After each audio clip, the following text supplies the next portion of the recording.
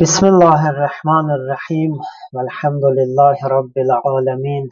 Vessalatu vesselamu ala seyyidina ve nebiyyina Ebil Qasimil Mustafa Muhammed. Allahümme salli ala Muhammed Ve ala alihil etyebinel etharinel muntecebin. Siyyema begiyetillahi fil erazin. Allahümme inni ahmeduka ve esta'inuk ve estağfiruka ve etevekkelu aleyk. Vesselamu ala aimmetil muslimin ve humatil mustadafin ve hudatil mu'minin. Usikum ve nefsi bi təqvallah. Salamlayıram əziz qardaşları, cüməniz xeyirli, bərəkətli olsun. İlk öncə özümü, sonra əziz qardaşları ilahi əmr olan, ilahi göstəriş olan təqvaya dəvət edirəm. Əmir əl-Müminin əleyhissalam Nəhcül Bəlağədə Həmmam xutbəsində təqvalıları vəsf edir. Onların xüsusiyyətlərini açıqlayır. Həmin xutbə belə başlayır. Bismillahirrahmanirrahim. Fəl-muttəqqûnə fîhə hum əhlül fəzail. Təqvalılar bəzi üstün xüsusiyyətlərə, fəzilətlərə malikdirlər. Məntiquhumul səvab. Birinci xüsusiyyətləri budur ki, danışıqları düzdür, doğrudur. Çox maraqlıdır. İlk xüsusiyyət təqvalılarda danışıq olaraq əleyhissalam birinci danışığı vurğulayır. Yəni təqvalı insan danışığından bəllidir. Danışığı düz olmalıdır. İnsanın danışığı onun bir növ yaşayışının göstəricisidir. Danışıq çalışmalıdır, insanda düz olsun. Təqvalıların birinci xüsusiyyəti odur. Və məlbəsəhumul iqtisad. Onların geyimləri orta həddədir. Məqsəd geyimdə, yəni onların orta yerişdə olmalarıdır. Nə ifrata varırlar bütün məsələlərdə, nə təfritə. Və məşyuhumut təvadu. Onların yaşayış tərzləri təvazukarlıqdır. Allah inşallah hər birimizi təqva əhlindən qərar versin inşallah. Cümə gününün əməllərindən danışırdıq. Bir maraqlı hədis qarşıma çıxdı. Əziz İslam Peyğəmbəri Həzrəti Muhammed sallallahu aleyhi və səlləm buyurur ki, sizə behişt əhli barədə məlumat verim. İstəyirsiniz behişt əhlini tanıyasınız. Onlar o şəxslərdir ki, o şiddətli istilər, şiddətli soyuqlar onları cümə gününün əməllərindən saxlamır. Yəni, bir nəfər ki, cümə gününün əməllərinə diqqət elədi, hava şəraitindən, müxtəlif çətinliklərə baxmayaraq, əgər cümə gününün əməllərinə riayət eləməyə çalışdı, bu mübarək hədisə görə behişt əhlidir. Cümə gününün əməlləri barəsində keçmiş cümələrdə də danışmışıq. Onlardan biri də sədəqədir. Cümə günü insan sədəqəni unutmamalıdır. Bir hədisə görə cümə gününün və cümə axşamı verilən sədəqənin o birisi vaxtlarından 1000 bərabər üstünlüyü var. Hətta bəzi hədislərdə var ki, bir adam əgər cümə namazında iştirak eləyə bilməsə, müəyyən bir məbləğ sədəqə versin. Yəni, bu sanki o cümə namazında iştirak etməməyin sədəqəsidir. Və yalnız cümə gününlə də məhdudlaşmamalıdır. Təbii ki, bu əməllər bizə onu xatırladır ki, bu cümə günü bu daha çox əhəmiyyətə malikdir, amma cümə günündən kifayətlənməməlidir. İnsanın müəyyən həddə gün ərzində bir sədəqəsi olmalıdır.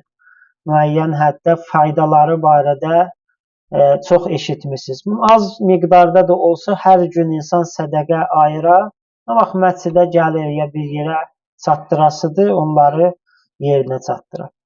İmam Zaman salamun aleyhin müntəzirlərinin xüsusiyyətlərindən danışırdıq. Mən artıq da o keçmiş günlərdə olan xüsusiyyətləri sadalamıram. Axırıncı danışdığımız məsələ bundan ibarət idi ki, müntəzirin danışığı düz və hikmətli sözlər olmalıdır. Danışığı dili düzəlməlidir. Bəzi hədislər qeyd elədi ki, insan bihudə sözlər, batil sözlər danışmaqdansa danışmamağı yaxşıdır. İnsan ya gərək danışmasın, ya danışırsa hikmətli sözlər danışsın, düz sözlər danışsın, mənalı sözlər danışsın, faydalı sözlər, başqasının, cəmiyyətin, özünün dərdinə dəyəcək sözlər danışsın.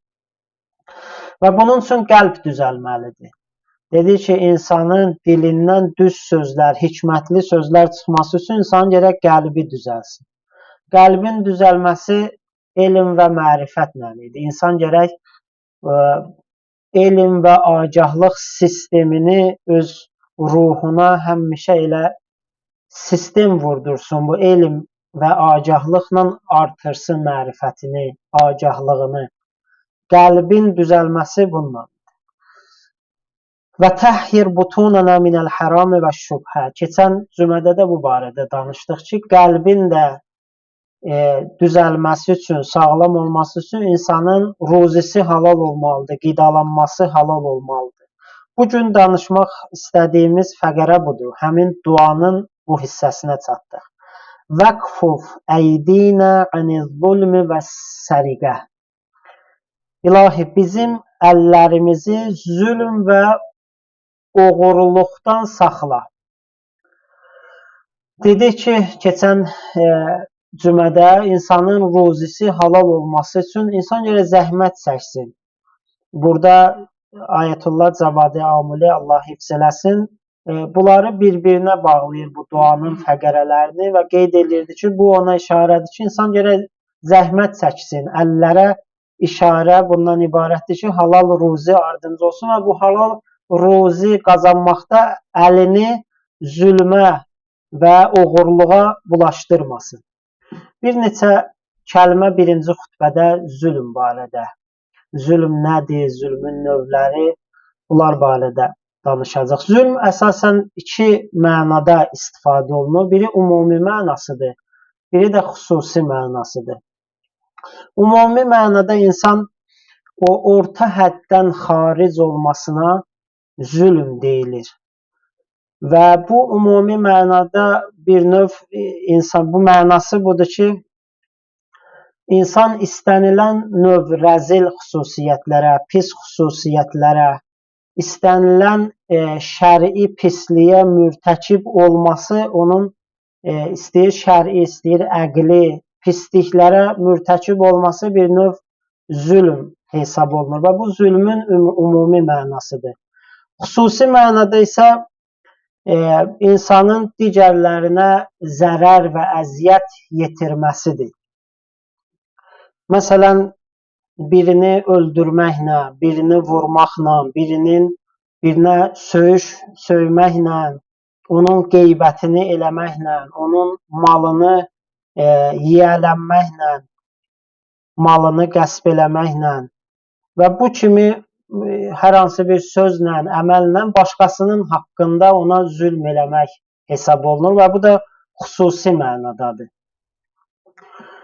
İmam Baqir əleyhissalam buyurur ki, zülm üç növdür. Bismillahirrahmanirrahim. Əz-zulmu salasatun. Zülm üç növdür. Zülmün yaxfiruhullah. Bir zülm odur ki, Allah onu bağışlayır.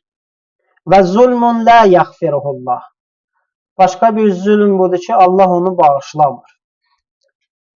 Və zulmun la yədəuhullah. Allah, üçüncü növ zülm budur ki, Allah ondan heç bir formada keçmir. Göz bağlamır həmin o zülmə. Fəəmməz-zulmullezî lâ yaxfiruhu fəşşirk.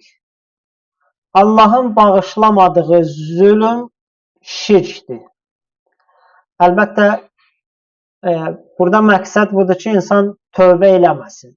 Şirk bilirsiniz nədir? Allaha şərik qoşma və bunun müxtəlif dərəcələri var.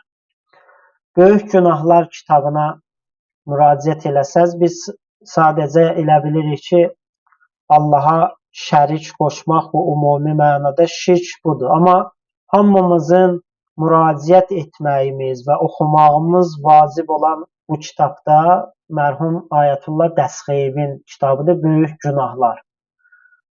Bəzi alimlərin ilk tövsiyəsidir. Yəni kitab oxumaq barədə deyirlər ki, birinci bu kitabdan başlayın. Hər bir cəmiyyətdə, hər bir müsəlman üçün, xüsusilə şiə üçün önəmli olan kitablardan biri budur. Böyük Günahlar. Orada baxın, şirki görün necə dərəcələrə bölübdür. Bu alim hədislər və ayələr əsasında. Deməli, birinci bağışlanmayan zülm şirkdir və məqsəd budur ki, insan tövbə eləməmiş dünyadan getsə, Allah o günahı bağışlamayacaq. Quran-ı Kərimdə də var. Amma bir adam tövbə eləsə, həqiqətən bu günahdan, bu zülmdən tövbə eləsə, Allah onu, hətta onu da bağışlayar. فَأَمَّا الظُّلْمُ الَّذِي يَغْفِرُهُ اللّٰهُ فَظُلْمُ الرَّجُلِ نَفْسَهُ فِي مَا بَيْنَهُ وَبَيْنَ اللّٰهِ. Allahın bağışladığı zülm isə insanın öz nəfsinə etdiyi zülmdür. Hansı ki, onunla Allah arasında bu gerçəkləşir. Deməli, insanın özünə günah eləməklə də özünə zülm eləmiş olur. فَأَمَّا الظُّلْمُ الَّذِي لَا يَدَعُهُ فَالْمُدَايَنَةُ بَيْنَ الْعِبَادِ. Üçüncü, Allahın keçmədiyi, göz yummadığı günah bundan ibarətdir ki, bəndələrin bir-birinin üzərində bir borcları olsun, bir haqları olsun. Bu mübarək hədisə görə üç növ zülm vardır ki, demək olar ki, zülmləri bunların bu üç dəstənin arasında yerləşdirmək olar. Amma çox qısa olaraq Quran-ı Kərimdə işarə olunan zülm ifadəsi ki, gəlir. Zülmlər nəyə şamil olur? Zülm nədir? Onlara çox qısa olaraq işarə edirəm. Birinci, Allaha şərik qoşmaq və ya qeyd elədiyim kimi böyük zülm adlandırılır Quranda. Allaha şərik qoşmaq. Mən qısa olaraq qeyd edeyim, Allaha şərik qoşmaq biri var Allahın yaratmağında, digər işlərdə Allaha şərik qoşasan. Bir də var insan elə gündəlik yaşayışında, məsələn, filan kəsi ona ruzi verən hesab eləməklə insan bu günaha mürtəkib ola bilər.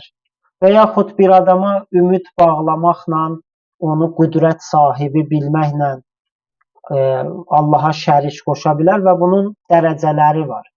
Əlbəttə, bu qeyd elədiyim dəfələrlə də demişəm, heç bir maneəsi yoxdur insanın başqasına müraciət eləməsi, başqasından kömək alması. Amma Allahı unudaraq bu işi görmək gizli bir şirkdir və insanı o böyük şirkə aparıb çıxardar. Növbəti məsələ ki, Quran-ı Kərimdə zülm adlandırıb, Allahdan ilahi hökmdən başqa bir şeylə hökm eləmək. Allahın qanunları var. Demək olar, bizim elə bir məsələmiz yoxdur ki, ilahi qanunlardan kənar olsun.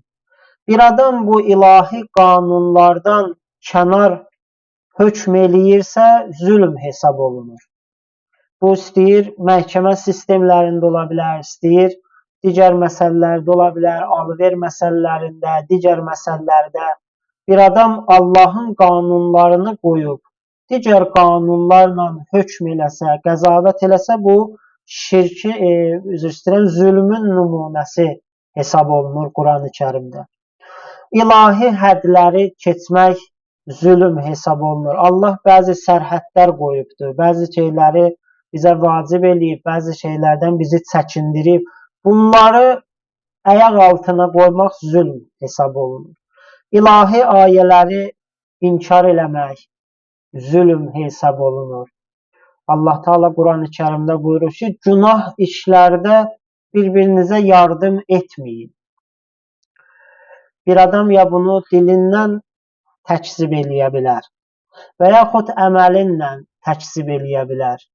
Haram bir məclis bərpa olub, günah məclisidir, haram məclisdir. Mən ora getməklə həmin o məclisin bərpasına köməklik eləyirəm. Bunu bildiyim halda bu işə kömək eləməyim, bu günah işə kömək eləməyim zülmün bir növüdür. Başqa bir zülm ki, Quranda qeyd olunub, günahda israr eləmək. Tövbə eləmədən günahda israr eləmək zülm hesab olunur. Düşmənləri, xüsusilə müharibədə olan, İslamla, Allahla, müsəlmanlarla müharibədə olan düşmənləri sevmək zülmdür, zülm hesab olunur. Mən bütün bunları ayələr üzərində deyirəm, vaxtın azlığına görə sadəcə bu adlarla, ünvanlarla kifayətlənirəm. Vacib infaqdan, vacib vergidən, xumsdan, zəkatdan boyun qaçırmaq, səhlənkar yanaşmaq zülm hesab olunur. Faiz yemək, riba zülm hesab olunur. Quranda ayəsi var. Hətta Allahla müharibə hesab olunur. Bir hədisdə var ki, Allahın rəhmətindən uzaq olsun, Allah lənət eləsin bu işi yayanlara, bu faizlə, sələmi cəmiyyətdə yayanlara. Buna əlbəttə faiz götürməkdə həmin şəxslərə köməklikdir. Əlbəttə istisnaları var, çox zəruri hallarda bəzi dinimiz güzəştlər eləyib, amma ümumi halda bu zülm hesab olunur. İnsanın borcunu qaytarmaqda səhlənkarlıq eləməsi zülm hesab olunur. Zülmün özünə razı olmaq zülm hesab olunur. Baxın, bizim dinimiz görün nə gözəl dindir, necə bir kompleks dindir. Dinimizin əsas şüarlarından biri budur ki, lə təzlimunə və lə tuzləmun. Baxın, insan nə gərək zülm eləsin, nə də zülmə boyun əysin ki, o zalım cürətlənsin. Bizim dinimiz o azğınlaşdırılmış, təhrif olunmuş din deyil ki, desin ki, bir üzünə şillə vuranda o birisi üzünü tut. Belə din deyil bizim dinimiz. Dinimiz açıq-aşkar bəyan eləyir ki, nə zülm eləyir. Baxın, ilk növbədə özdə bunu vurğulayır ki, birinci insan zülm etməməyi öyrənməlidir. Özündən başlayaraq, özünə zülm etməməklə, başqalarının haqqında zülm etməməklə və bir də zülmə də boyun əyməməlidir. İzzətli olmalıdır. Həm cəmiyyət, həm müsəlmanların özləri. Əli əleyhissalam Nəhcül Bəlağədə buyurur ki, hər kim bir məzlumun səsini eşitsə və ona kömək eləməsə özü elə zalim. Məzlumun səsini eşidə, ona kömək eləməyə, onun özü də zalimdir. Deməli, o 10-cu xüsusiyyət ki, qeyd eləmişdik, zülmə razı olmaq da elə zülmün bir nümunəsidir. Ustad Ayətullah Cavadi Amuli Həfəzəhullah bu fəqərə barədə belə buyurur ki, başqalarının haqqına riayət eləmək, başqalarının hüquqlarına riayət eləmək bu duada 2 dənə ünvanla gəlibdir. Birincisi budur ki, insan başqalarının haqq sahiblərinin haqqını ya zayi eləməklə, diqqət eləyin, bəzən başqalarının haqqını zayi eləyirik, bəzən isə onların haqqını əda eləmirik, yerinə yetirmirik. Ya zayi eləmək, ya onların haqqını yerinə yetirməməklə biz həqiqi zülmə mürtəkib olduq. Birinci budur, istəyir bu haqq, baxın, diqqət eləyin, öz barəmizdə olsun bu haqq. Özümüzün də haqqımız var bizim. Ya özümüz barəmizdə olsun, ya başqalarının barəsində olsun. İstəyir bu haqlar ilahi haqlardan olsun, istəyir insanlara aid haqlardan olsun. İstəyir maddi haqlar olsun, istəyir mənəvi haqlar olsun. Bütün bu zülmün mərtəbələrində zülmdən uzaq olmaq həqiqi müntəzirlərin xüsusiyyətidir ki, İmam Zaman salamüəleyh bizdən gözləntisi budur. Vəqfu əydinə aniz-zulm. İlahi, bizim əllərimizi zülmdən saxla, zülmdən qoru. Biri buydu. İkinci də oğurluq məsələsinə işarə olunubdur. Bu oğurluq bəzən zahiri ola bilər. İnsanın əlini, Allah uzaq eləsin, oğurluğa əlini uzada bilər. Bəzən isə insan başqalarının haqqını oğurlaya bilər. Mən sadəcə bir misalını çəkirəm. Birinin gözlətməklə, onun vaxtını oğurlamaqla bir növ ona zülm edə bilərik və müxtəlif nümunələri var. Allah inşallah bütün növ zülmlərdən uzaq olmağa bizə yardımcı olsun. Allah Teala İmam Zaman salamüəleyhə həqiqi müntəzirlərdən və onun yolunu gözləyənlərdən, onun yoluna hazırlaşanlardan bizi qərar versin. Bismillahirrahmanirrahim. Vəl-əsr. İnnəl insənə ləfī xusr. İlləl-ləzīnə əmənu və amilu's-salihat və təvasəv bil-haqqi və təvasəv bis-sabr. Salavat.